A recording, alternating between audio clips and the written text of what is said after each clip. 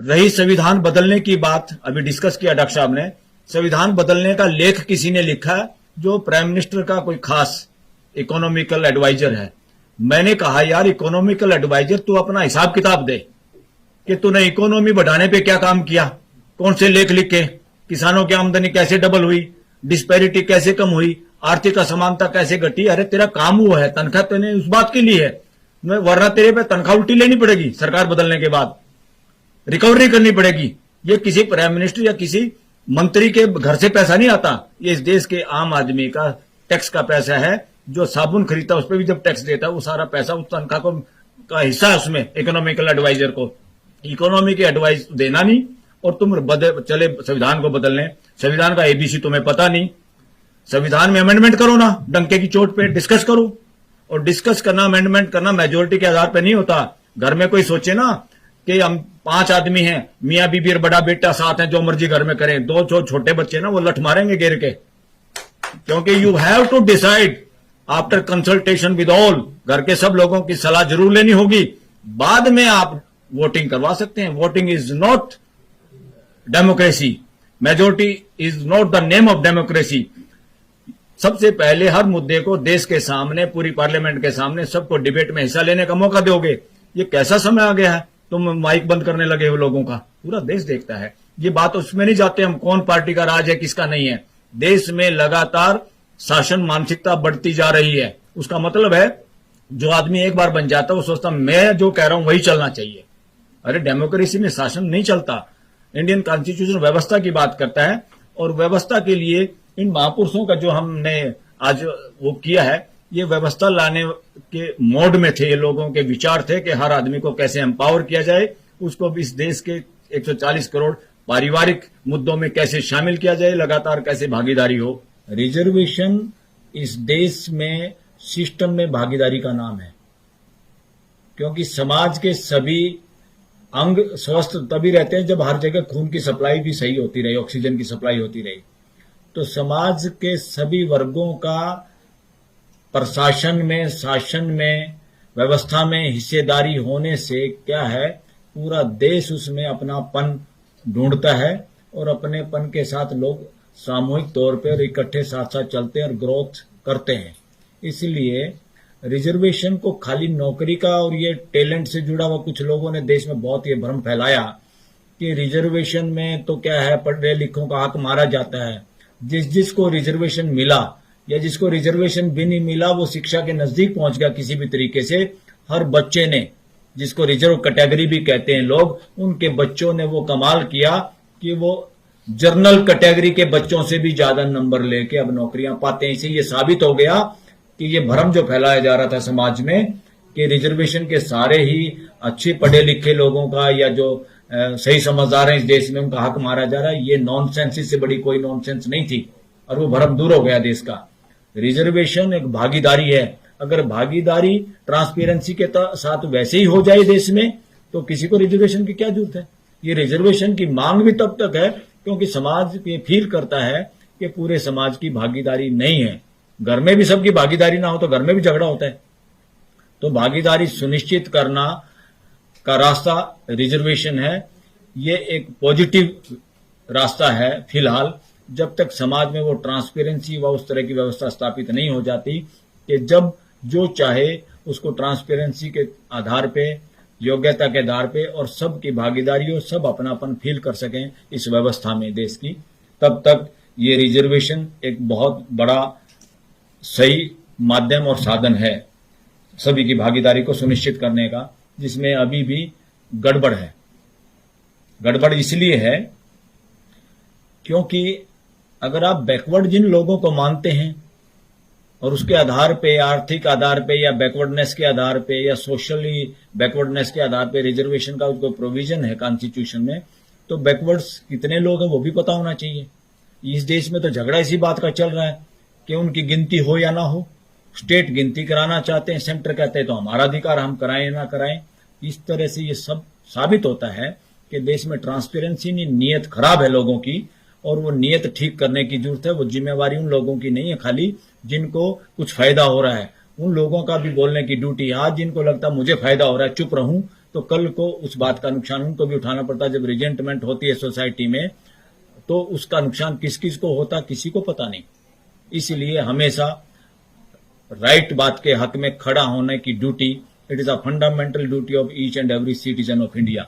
अगर हम उस वक्त नहीं बोलते तो जब गलत समाज में होता है तब उसमें हमारी खुद की जिम्मेदारी होती है, किसी और की नहीं। लेजिस्लेचर जिसका काम है कानून बनाना संविधान के अनुरूप, कार्यपालिका जिसमें प्राइम मिनिस्टर से लेके he is the chief executive officer और सारे मंत्री और सारा नीचे की ब्यूरोक्रेसी।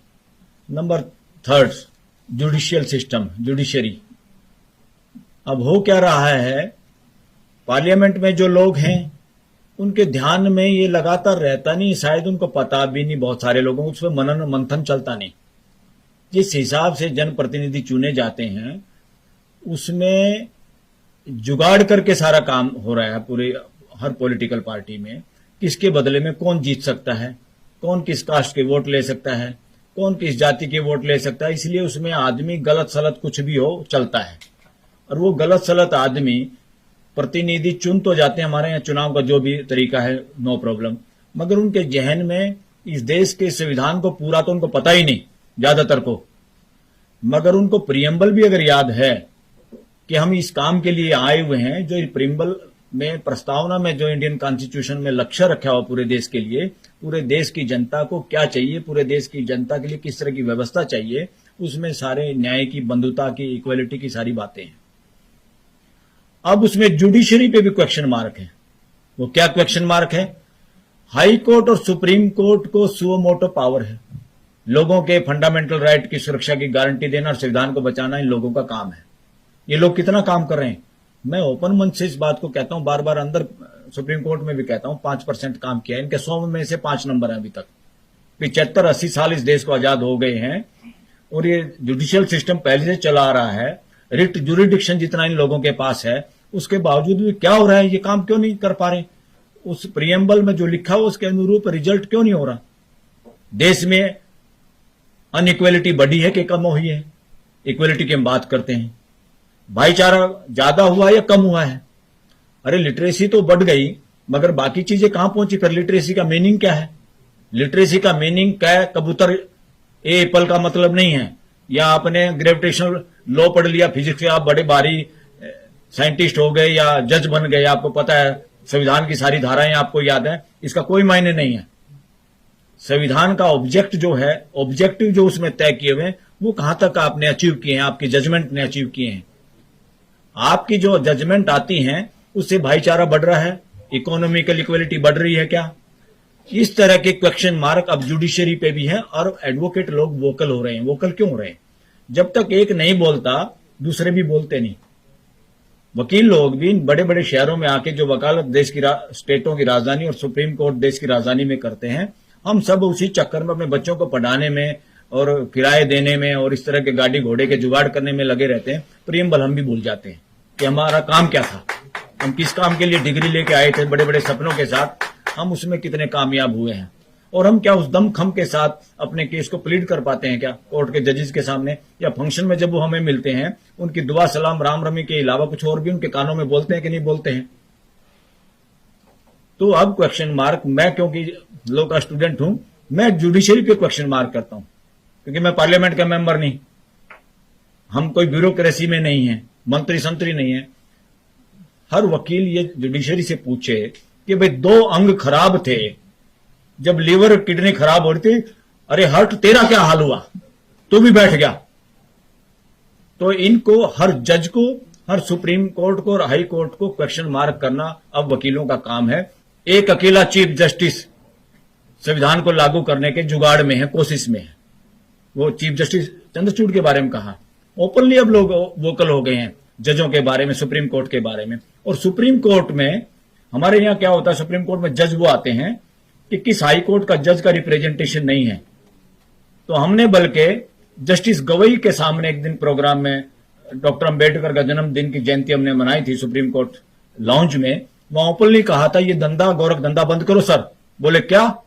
कि जो जज है भाई, यहां पंजाब हरियाणा हाई कोर्ट का रिप्रेजेंटेशन नहीं है, अब ये बात छोड़ दो आप, किस हाई कोर्ट का रिप्रेजेंटेशन है। अब इस बात का ध्यान रखो किस समाज के अंग का रिप्रेजेंटेशन नहीं है सुप्रीम कोर्ट में। ये गदर फंड नहीं चलेगा अब इस देश में। तो उसके लिए हम सबको वोकल होना पड़ेगा, इकट्ठे होना पड़ेगा। देन जब प्रेशर बनाते हैं, जब बात को रखते हैं बार बार, तब इंप्लीमेंट होती है। और बड़ी बात यह है कि जब इक्वेलिटी और डिग्निटी की बात करते हैं, प्रोफेसर रतनलाल जीते जागते उदाहरण हैं, जो अपने कॉलेज में इनकी प्रमोशन तक रोकने का काम सिस्टम कर रहा है। सिस्टम में अभी इक्वेलिटी, आदमी को आदमी की तरह ट्रीट ही नहीं किया जा रहा। और जब दिल्ली में, देश की राजधानी में, और दिल्ली यूनिवर्सिटी के नामे ग्रामीण कॉलेज में ऐसा हो रहा है, तो हम अंदाजा लगा सकते हैं देश के दूर दराज इलाकों में क्या हो रहा है। ये बहुत चिंता का विषय है। अगर अन्याय एक के साथ होता है तो समझो अन्याय पूरी दुनिया के साथ हो रहा है। और उसी के साइड इफेक्ट हैं जो समाज के अंदर घर्षण के रूप में, लड़ाई झगड़े के रूप में और फसादों के रूप में समय समय पे निकलते हुए नजर आते हैं। बहुत सारी चीजें इकट्ठी होती है मानसिकता में, तब जाके कोई छोटी सी चिंगारी बड़े उपद्रव में बदलती है देश और दुनिया के अंदर।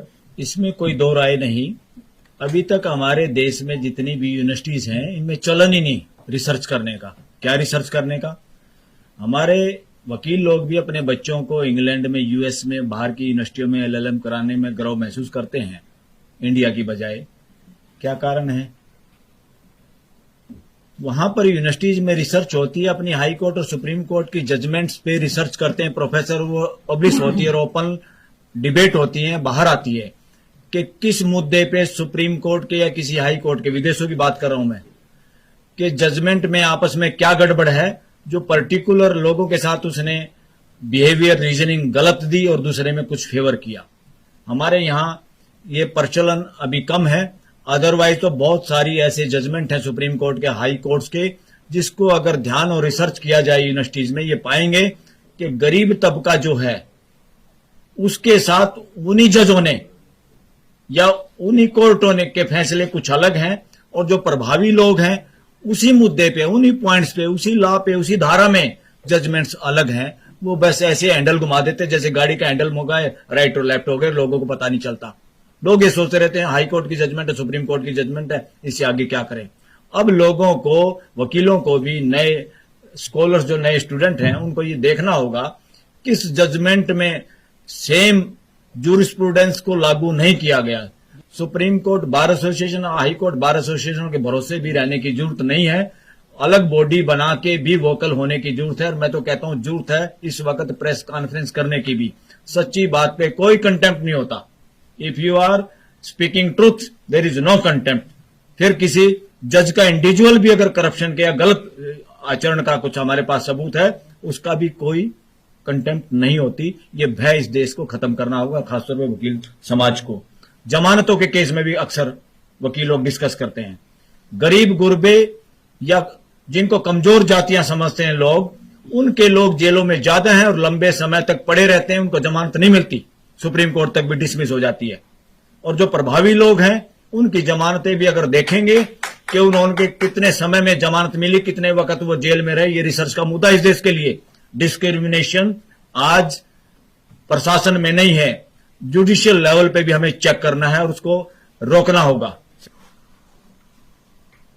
इसी का नाम है राइट टू एक्सप्रेशन, कि आदमी के जो विचार हैं या जो मन में है वो परिवार के सामने कह पाए और परिवार पेशेंस के साथ उसको सुन पाए, रिएक्शन ना करे, रिस्पॉन्स दे। यही राइट टू एक्सप्रेशन है। अब हो क्या रहा है, इस राइट टू एक्सप्रेशन के लिए हमने प्रोग्राम किया था कुछ दिन पहले। उससे पहले पूरे देश में यह स्थिति थी को खुल के बोलना ही नहीं चाह रहा था। अब ये सोचते हैं भाई खुल के कौन बोलेगा, खुल के कोई देश में सत्ता पक्ष विपक्ष ही नहीं बोलेगा, ये देश के आम लोग बोलेंगे। तो हमने एक राइट टू एक्सप्रेशन पे प्रोग्राम किया और उसमें सभी जो सुप्रीम कोर्ट के अंदर लाइसेंस शुदा पत्रकार बैठे हैं, टीवी के, इसके प्रिंट मीडिया के, सबको हमने निमंत्रण दिया। सब बड़े खुश हुए। अगले दिन मैंने कहा भाई कितने लोग आएंगे? उन्होंने कहा सर आएंगे हम सब लोग, हमें बोलने का भी मौका देना। मैंने कहा आप लोगों को 2 को मौका मिलेगा। तीसरे दिन मैंने कहा भाई वो 2 कौन बोलेंगे? वो सारे चुप। बोले जी हमें तो आना भी मुश्किल है। भाई क्यों आना मुश्किल है? क्यों हमें परमिशन लेनी पड़ती है अपने चैनल से, मीडिया हाउस से। हम नया प्रोग्राम में भी आ सकते, मगर तुम छुप के आ जाना। बोला कोई फोटो ले लेगा, पता चल जाएगा वहां गए थे। तो ये पत्रकारों का हाल है इस देश के, जिनको कहते हैं लाइसेंस शुदा गुंगे लोग। उसका नाम है गोदी मीडिया। तो ये सिचुएशन है। अब बेचारे बच्चे आए थे कि पत्रकार बनेंगे, देश के सामने सारी बातें रखेंगे। वो अपनी रोजी रोटी के चक्कर में वो भी इसी तरह गूंगे हो गए जैसे मेजोरिटी ऑफ एडवोकेट हो गए। कि मेजोरिटी ऑफ एडवोकेट कहां बोल पाते हैं। हमारा काम बोलना है कि देश में कोई भी समस्या होती है, बार का मतलब क्या है, खाली मेंबरों के सुविधाओं के लिए नहीं। सुप्रीम कोर्ट की बार उस वक्त अगर ना खड़ी हो कि जब देश सुनना चाहता है कि वकील इस वक्त क्या बोल रहे हैं। सुप्रीम कोर्ट अगर अपने जजमेंट के जरिए नहीं बोलती, वो गूंगी अगर हो जाती है, तो सुप्रीम कोर्ट बार के लोगों को, मेंबरों को, एडवोकेट्स को बोलना चाहिए। अगर एससीबीए भी नहीं बोलती तो कुछ लोग ऑर्गेनाइजेशन बना के बोलें तो देश को राहत मिलती है कि कोई बोल रहा है। यहां से अगर आवाज आती है तो जो लोग दूसरे विंग हैं देश में, जुडिशियल हो, लेजिस्लेचर हो, चाहे कार्यपालिका के लोग हैं, सबका ध्यान जाता है। सुप्रीम कोर्ट के वकील बोलते हैं कि क्या बोला है। तो क्योंकि सुप्रीम कोर्ट कल 2-3 दिन पहले, 2-4 दिन पहले की बात है, कोई एक प्रोफेसर आ गया, शायद प्रोफेसर था, वो 370 में उसने हिस्सेदारी की। तो 370 में हिस्सेदारी के लिए उसने यहां कोई आ गया कोर्ट में, थोड़ी देर के लिए उसने आर्गुमेंट किए या कैसे अपीयर हुआ वो सुप्रीम कोर्ट में। अरे भाई कोई बात नहीं, 370 का मुकदमा है, कोई देश में जंग थोड़ा छिड़ रही है, कोई मुद्दा है सुप्रीम कोर्ट के आया, उसमें डिस्कशन से किसको डर है, क्यों डर है भाई। डर होता चोरों को, वरना कोई बात है, खुला उसमें संवाद होना चाहिए देश में। जब कोर्ट में है मुद्दा तो क्या दिक्कत है। तो पता चला जिस दिन वो बेचारा प्रोफेसर यहां अपीयर हुआ, अगले दिन उसको नौकरी से हटा दिया। ये सिचुएशन इस देश की, ये इमरजेंसी नहीं तो क्या है।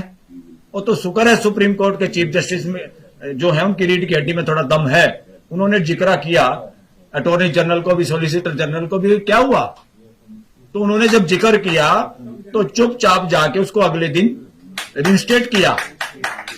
ये तो सुप्रीम कोर्ट का चीफ जस्टिस करता है। अरे ये काम तो वकीलों को भी करना चाहिए था। पाकिस्तान को हम अपने से बैकवर्ड देश बताते हैं, पाकिस्तान का चीफ जस्टिस को वहां की सरकार हटा देती है, हटाने के बाद सारे देश के वकील सड़क पे आ जाते हैं, और हटा हुआ चीफ जस्टिस इस देश में, इस पूरे ग्लोब पे, धरती पे को भी दोबारा नहीं लगा, वो पाकिस्तान में लगा। हटाया हुआ चीफ जस्टिस दोबारा गद्दी पे बैठा लोगों के प्रेशर की वजह से। तो बताओ डेमोक्रेसी हमारे से ज्यादा कहां है, पाकिस्तान में है नहीं क्या। उसको हम ऐसे बदनाम करें, जिसकी पड़ोसी से नहीं बनती उसकी किसी से नहीं बनती। It is a fundamental duty of each and every human being. अगर हम घर में हैं, अगर हमारी पड़ोस में नहीं बनती तो हमारे अंदर कमी है। तो बार बार ये चिल्लाने से फलाना देश बुरा, फलाना आदमी बुरा, ये वो लोग करते हैं जिनके पास सॉल्यूशन नहीं है, संवाद नहीं है, हिम्मत नहीं है, जिनका हिडन एजेंडा है। वरना पड़ोसी का क्या बुरा, कुछ उसकी मान लो, कुछ अपनी मनवा लो, संवाद होगा तो सब कुछ हल होगा। वो सर एक और बात कहते थे चौधरी छोटू राम लोगों को भाषण देते वक्त कि मंडी और फंडी से बचो। मैं आपको बताना चाहता हूं उसका मतलब क्या है। फंडी का मतलब उनका था जो आस्था के नाम पे आप लोगों को दास बनाते हैं, जो उसका लॉजिकल आंसर नहीं देते या उसके आंसर देने से भागते हैं। जो लोग ये कहते हैं जो हम कह रहे हैं वो मान लो, उनका नाम उन्होंने रखा, उस वर्ग का नाम रखा फंडी। फंडी मतलब आस्थाओं को चुपचाप मान लो, और जबकि आदमी मानने वाली चीज नहीं है, आदमी समझ के मानने वाली चीज है अस्तित्व में। यही संघर्ष चलता रहा। उन्होंने एक बड़ी बात कही, और मेरा अपना निजी शोध ये है कि जहां जहां आस्थाएं लगातार जारी हैं, यानी फंड जारी है, यानी उस फंड को बढ़ावा देने वाले फंडी लोग अभी हैं, तो वहां पे मंडी हावी है, यानी कैपिटलिज्म हावी है। क्योंकि आस्था लोगों को दास बनाती है, और जहां जहां पूरी दुनिया में नजर मारो, जहां जहां आस्थाओं का ठोर ठिकाने मजबूत हैं, वहीं पे कैपिटलिज्म हावी है। क्यों? आस्था सिखाती है कि कोई ऐसा है, आपके कर्म ऐसे, इसलिए आप तो भुगतो ऐसे ही। वो बराबरी का दर्जा ही नहीं देने देती, बराबरी का कॉन्फिडेंस क्रिएट नहीं होने देती। आस्था इस बीमारी का नाम है। आस्था एक दास्ता है, और आस्था से जहां जहां आदमी निकलता है वो कैपिटलिज्म का मुकाबला करता है, यानी उसके बीमारी को भी समझता है। ये दोनों सिक्के के पहलू हैं, मंडी और फंडी, आस्था और कैपिटलिज्म।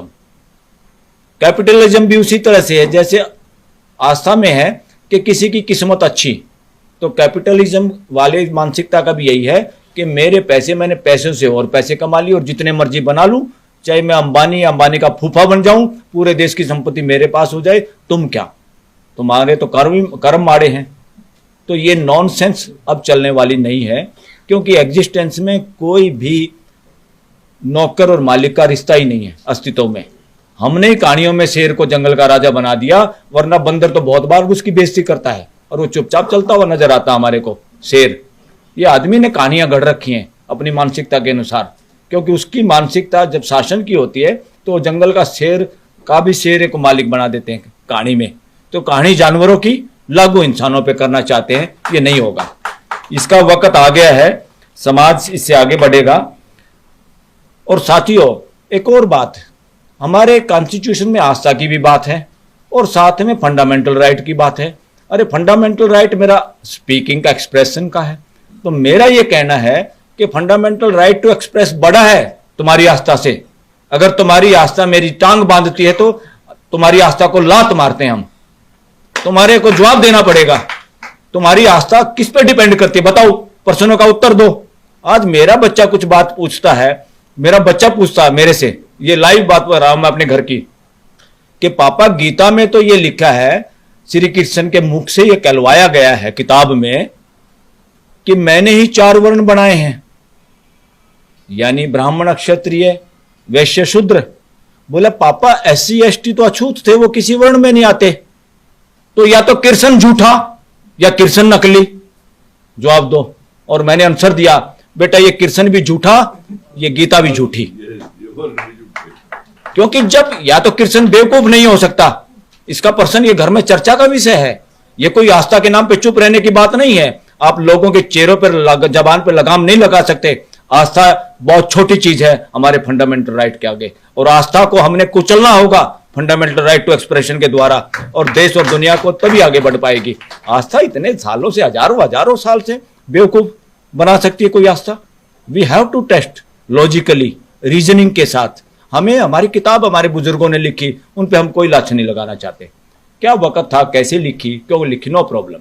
हम प्रेजेंट की बात करते हैं, क्या प्रेजेंट सिनेरियो में वो लागू होती है? लागू करे तो झगड़ा होता है, झगड़ा चाहिए क्या?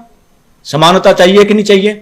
और हिसाब लेना पड़ेगा आस्थाओं से, रिलीजियस बुक से, रिलीजियस लीडर से, रिलीजियस स्थानों से, कि बताओ 700 करोड़ को जोड़ने के लिए तुमने क्या काम किया, क्या प्लान है तुम्हारे पास? 700 करोड़ लोग तुम्हारे इन घरों में घुस नहीं सकते, तुमने अलग अलग लोगों के लिए घर बना लिए। मानव जाति ऐसा नहीं चाहती।